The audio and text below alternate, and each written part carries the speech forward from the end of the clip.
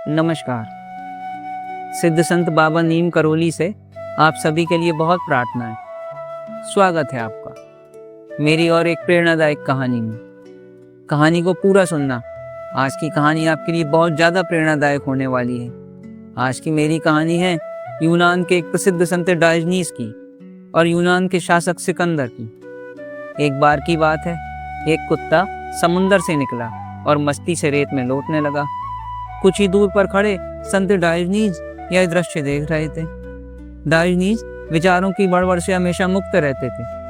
उन्हें लगा एक कुत्ता नग्न अवस्था में कितनी मस्ती से इस रेत पर लौट रहा है। यह देखकर उन्होंने तुरंत ही अपनी पहनी हुई लंगोट और हाथ में लिया हुआ कटोरा दूर कर दिया और इन सब से मुक्त होकर वहीं समुद्र किनारे रहने लगे। उधर यूनान का शासक सिकंदर विश्व विजय करना चाहता था। उसने सोचा क्यों न अपनी लालसा पूरी करने के लिए डायोजनीस का आशीर्वाद लिया जाए। सिकंदर डायोजनीस के सामने पहुंचा। डायोजनीस रेत में लेटे हुए थे। सिकंदर बोला, मैं तुम्हारे दर्शन करने आया हूँ। डायोजनीस ने कहा, दर्शन हो गए हो तो सामने से हट जाओ। तुम अभी मेरी धूप में बाधा बन रहे हो।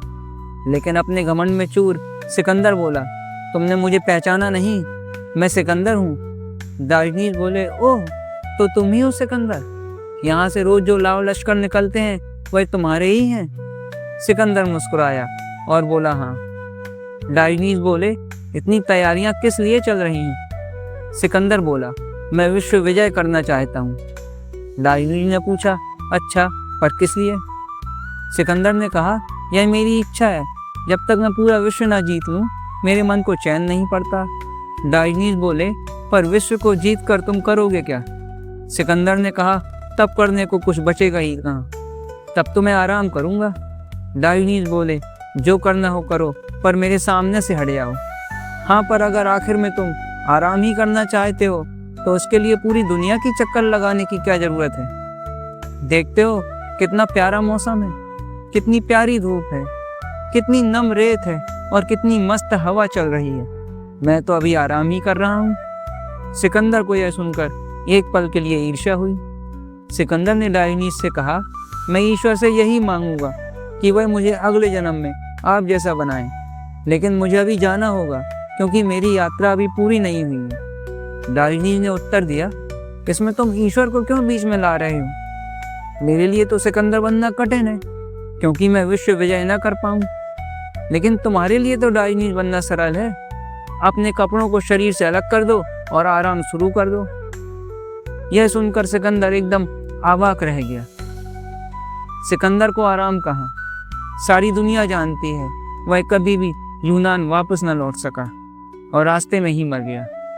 तो इसलिए कहते हैं, इस भीड़ भाड़ वाली जिंदगी से थोड़ा वक्त निकालिए, विचारों की बड़बड़ से थोड़ा मुक्त होइए और ईश्वर के बनाए हुए इस अद्भुत सौंदर्य का आनंद लीजिए। तो आशा करता हूँ मेरी और एक कहानी आपके लिए प्रेरणादायक होगी। तय करिएगा कि मेरी इस कहानी से आपको क्या सीख मिली। कहानी को लाइक और शेयर भी करिएगा। मेरी ऐसी और भी कहानियाँ सुनने के लिए मेरे चैनल को सब्सक्राइब करिएगा। धन्यवाद।